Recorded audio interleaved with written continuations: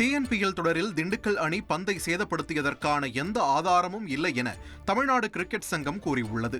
TNPL league போட்டியில் அஸ்வின் தலைமையிலான திண்டுக்கல் அணி பந்தை சேதப்படுத்தியதாக மதுரை அணி புகார் அளித்தது பரபரப்பை ஏற்படுத்தியது. இந்நிலையில் திண்டுக்கல் அணி பந்தை சேதப்படுத்தியதற்கான எந்த ஆதாரமும் இல்லை என்று தமிழ்நாடு கிரிக்கெட் சங்கம் தெரிவித்திருப்பதாக டிஎன்பிஎல் நிர்வாகம் அறிக்கை வெளியிட்டுள்ளது. மதுரை அணி குற்றம் சாட்டிய துண்டுகள் டிஎன்சிஏ மூலம் இரு அணிகளுக்கும் வழங்கப்பட்டவை என்றும், நடுவர்கள் குழு போட்டி முழுவதும் பந்தை மேற்பார்வையிட்டதாகவும், ஆட்டத்தின் போது எந்த புகாரும் எழுப்பப்படவில்லை, மதுரை அணியால் சரியான ஆதாரமும் வழங்கப்படவில்லை, யூகத்தின் அடிப்படையில் புகார் அளிக்கப்பட்டுள்ளதாகவும் டிஎன்சிஏ கூறியுள்ளது.